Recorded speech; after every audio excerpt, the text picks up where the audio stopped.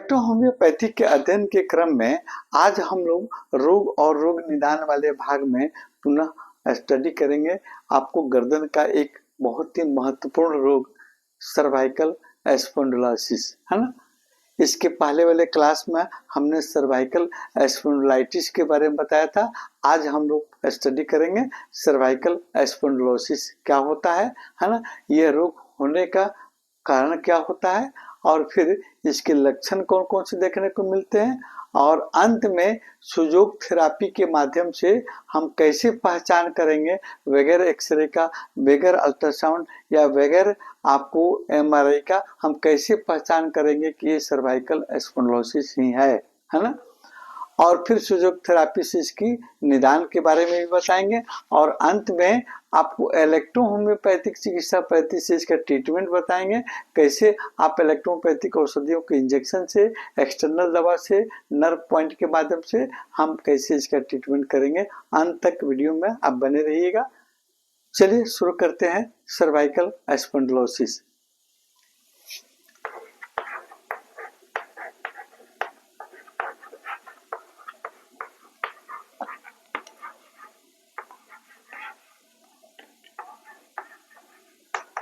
Cervical spondylosis, चलिए इसके पहले शाब्दिक अर्थ हम देखते हैं तो एकदम स्पष्ट हो जाएगा ये रोग क्या होता है ना।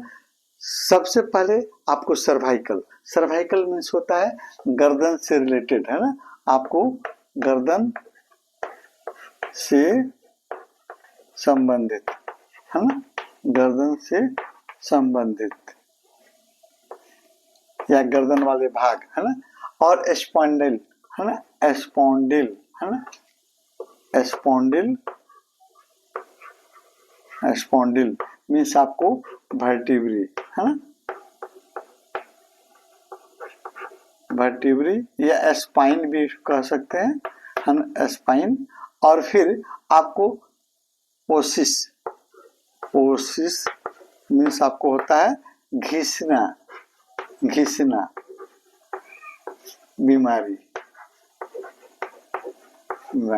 यानी आपको गर्दन से संबंधित या गर्दन वाले भाग में, सर्वाइकल वाले भाग में आपको स्पॉन्डिल यानी वर्टिब्रियों में या आपको का वर्टिब्रियों का घिसना है ना, बीमारी ही आपको कहलाता है सर्वाइकल स्पॉन्डिलोसिस।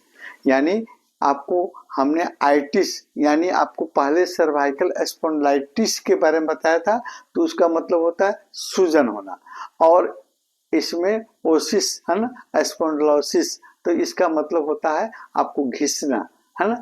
तो जितनी भी हमारे सर्वाइकल रीजन में जो वर्टिब्रिया रहती है, वर्टिब्रिया एक दूसरे पर आपको फिट रहती है, उस दो वर्टिब्रियों के बीच में आपको छोटा छोटा एक कार्टिलेजियस संरचना रहता है जो गद्देदार होती है और वो आपको डिस्क के रूप में जानी जाती है ना। और दोनों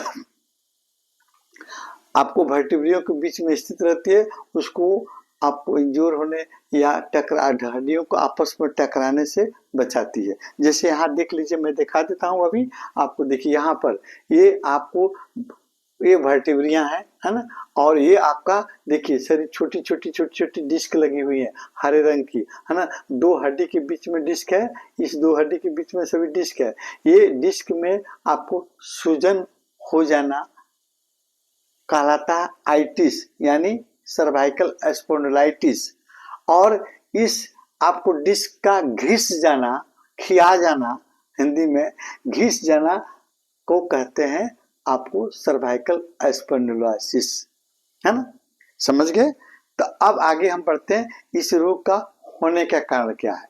सबसे पहले आपको बढ़ती उम्र की समस्या, जैसे मेरा उम्र 65 है ना, तो इस उम्र में हमारी डिस्क आपको घिसने लगेंगे है ना, इसमें घिसावट आएगा, सूखने लगेगा है ना। एक आपको पूरी में हो सकता है, कमर वाले भाग में हो सकता है, गर्दन वाले। तभी हम लोग जैसे सर्वाइकल स्पॉन्डिलोसिस में गर्दन वाले भाग के रीढ़ की हड्डी जो होती है उसमें आपको जो डिस्क रहता है गर्दन वाले भाग में, उसमें आपको घिसने लगता है या सूखने लगता है, तो दोनों वर्टिब्रियां आपस में टकराने बढ़ने लगती हैं, है ना। और वहां पर आपको और सारे आपको टेंडन, लिगामेंट, मसल्स, है ना, और नर्व रहते हैं, वो भी इफेक्टेड हो जाते हैं, प्रभावित हो जाते हैं। उसी प्रकार हड्डी का बढ़ना है, दूसरा कारण हड्डी का बढ़ना। जब वो आपको डिस्क जब घिस जाते हैं तो हड्डियां एक दूसरे से टकराने लगती हैं और उसी बीच में उस हड्डियों से एक अलग एक्स्ट्रा हड्डी का निर्माण होता है नेचुरली, जिसको हम बोन स्पोर के रूप में जानते हैं, है ना, बोन स्पोर। और ये बोन स्पोर जो है वहाँ के आजू बाजू के नर्व पर प्रेशर डालता है, दबाव डालता है। देखिए यहाँ पर ये जो है, जब ये डिस्क घिस जाएगा, एक डिस्क घिस जाएगा तो यहाँ पर क्या होगा, आपको ये बगल में जो नर्व है, ये नर्व है, देखिए नर्व आपको पीले रंग के जो नर्व दिख रहे हैं, ये नर्व पर आपको दबाव पड़ेगा और ये नर्व जिधर से होकर गई रहेगी वहां पर आपको दर्द हो सकती है ना। और तीसरा कारण लिगामेंट का कड़ा हो जाना। हर एक ज्वाइंट पर, इस ज्वाइंट में भी आपको लिगामेंट है, टेंडन है, मसल्स है, आपको नर्व है, ब्लड वेसल्स है। तो जब यहाँ के टेंडन आपको सॉरी यहाँ के लिगामेंट अगर कड़ा हो जाते हैं तो गर्दन की हड्डियों का जोड़ जो है, जोड़ने वाला लिगामेंट भी आपको उम्र के हिसाब से उसमें कड़ापन, हार्डनेस आने लगता है ना। और इससे गर्दन का लचीलापन कम हो जाता है ना। आसानी से गर्दन आप हिला डुला नहीं सकते हैं, है ना। और फिर आपको गर्दन कड़ा हो जाता है ना, हार्ड हो जाता है। तो फिर उसके कारण भी आपको वहां के नर्व पर आपको दबाव पड़ेंगे, दर्द हो सकता है। और फिर पुराना चोट, जैसे मानते हैं कभी आपको चोट लगा था, पहले हल्का फुल्का चोट लगा था और समय पड़ने पर, उम्र बढ़ने पर धीरे धीरे वहां वो चोट के कारण भी वो दर्द उत्पन्न हो सकता है। और तीसरा चौथा कारण गलत पोस्चर, है ना, लाइफ स्टाइल का आपको खराब होना। जैसे हम बार बार मोबाइल को गर्दन नीचे झुका कर देखते हैं, या लैपटॉप या कोई कंप्यूटर हम गर्दन झुका कर काम देख रहे हैं बार बार, या आपको कोई टेलर मास्टर है, सिलाई बुनाई का काम कर रहा है, आपको गर्दन झुका कर ज्यादा देर कर रहा है, तो मे भी ये भी आपको लाइफ स्टाइल के खराब होने के चलते आपको, या भारी वजन कोई नीचे से उठा रहा है तो भी हो सकता है, और झुक कर ज्यादा देर कोई काज कर रहा है तभी आपको इस तरह की समस्या उत्पन्न हो सकती है। अब हम देखते हैं लक्षण क्या क्या देखने को मिलेंगे। लक्षण सेम उसी तरह रहेंगे जिसकी सर्वाइकल स्पॉन्डिलाइटिस में हम देखे थे लक्षण, जैसे गर्दन में अकड़न हो जाना। सुबह मरीज जब उठता है तो अगर उसको सर्वाइकल स्पॉन्डिलाइटिस है तो उसकी गर्दन जकड़ी हुई महसूस होती है और दर्द महसूस होता है। हिलाने डुलाने पर आपको काफी असहनीय दर्द होती है और लगातार धीमा धीमा दर्द बना रहता है। हाथों और अंगुलियों में दर्द बढ़ जाना। गर्दन की आपको C6 और C7 वर्टिब्री के पास से निकली हुई नर्व रहती है ना, वो आपको नर्व पर दबाव पड़ता है, प्रेशर पड़ता है, तो नर्व आपको जिधर से गई है तो दबाव पड़ेगा तो गर्दन से दर्द शुरू होगा और धीरे धीरे आपके शोल्डर में, है ना, कंधे में, और कंधे से फिर अपर आर्म, बाजू की ऊपरी भाग, और फिर एल्बो होते हुए आपके हाथों, कलाइयों और फिर अंगुलियों तक आपको दर्द जाता है। तीसरा आपको लक्षण, इन अंगुलियों में झिनझिनी, सूनापन या चींटी रेंगने जैसी आपको महसूस हो सकती है ना। और फिर चक्कर आना, है ना। ये आपको ज्वाइंट जो रहते हैं, जहाँ पर वर्टिब्रिया रहते हैं वहाँ ब्लड वेसल्स भी रहते हैं, है ना। तो ब्लड वेसल्स पर आपको जब प्रेशर पड़ता है, नर्व पर प्रेशर पड़ता है, तो फिर धीरे धीरे कभी भी आपको चक्कर भी आ सकती है। गर्दन के आप दाएं बाएं कर रहे हैं, हिला डुला रहे हैं, या आपको सोए हुए हैं, करवट फिर रहे हैं, उस समय गर्दन आपकी हिल रही है तो फिर आपको चक्कर भी आ सकती है ना।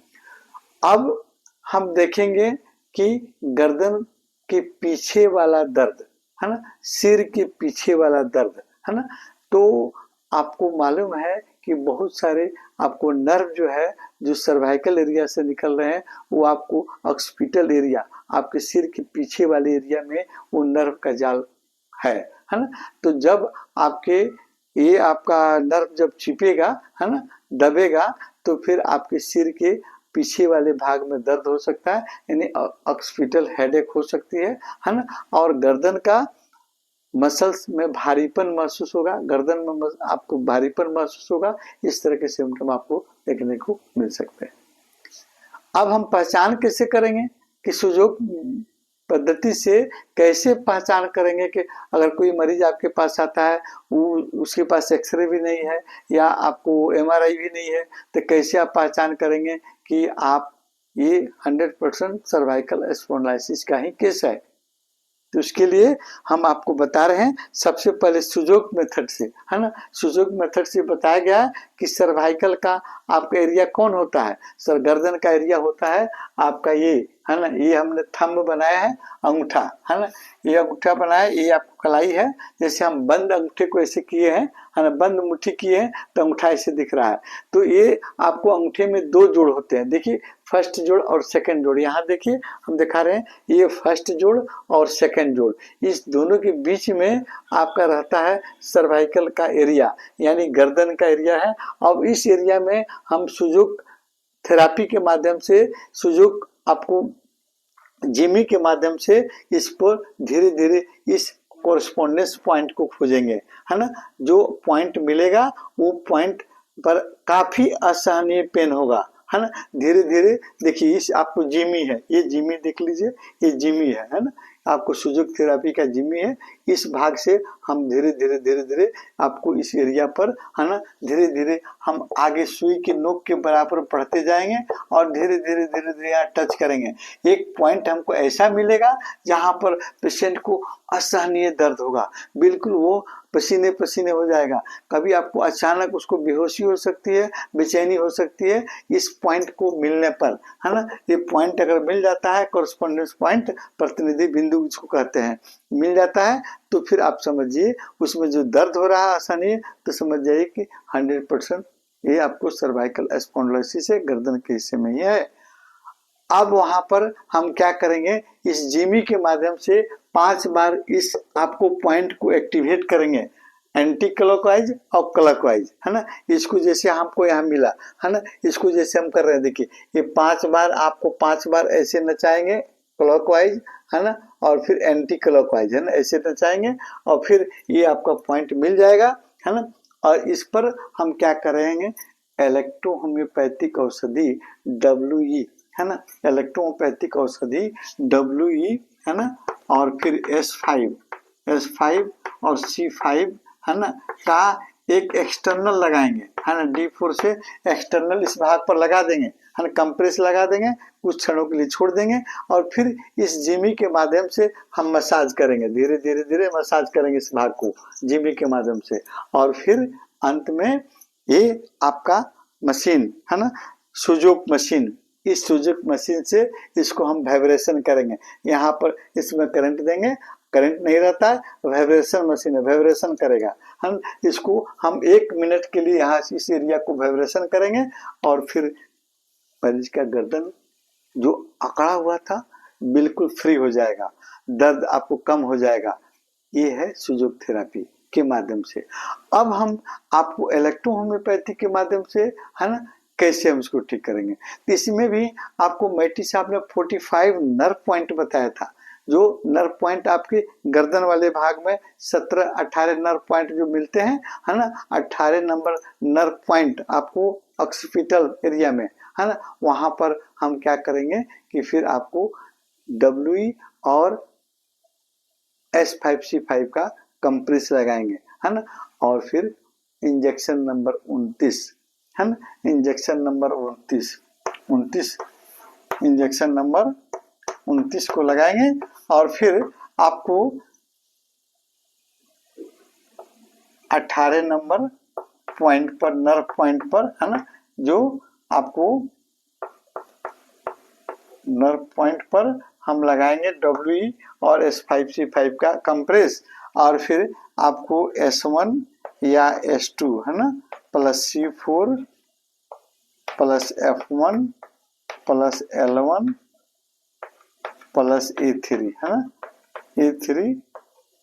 A3 इस औषधि का हम थर्ड में या फिफ्थ में आपको WE और RE है ना के साथ पीने के लिए देंगे, है ना। आपको 20 ड्रॉप 4 टाइम्स, है ना, पीने के लिए दीजिए, है ना। इंजेक्शन नंबर 29 लगाइए, आपका सर्वाइकल स्पॉन्डिलोसिस का जो भी सिम्टम होगा आपको समाप्त होगा।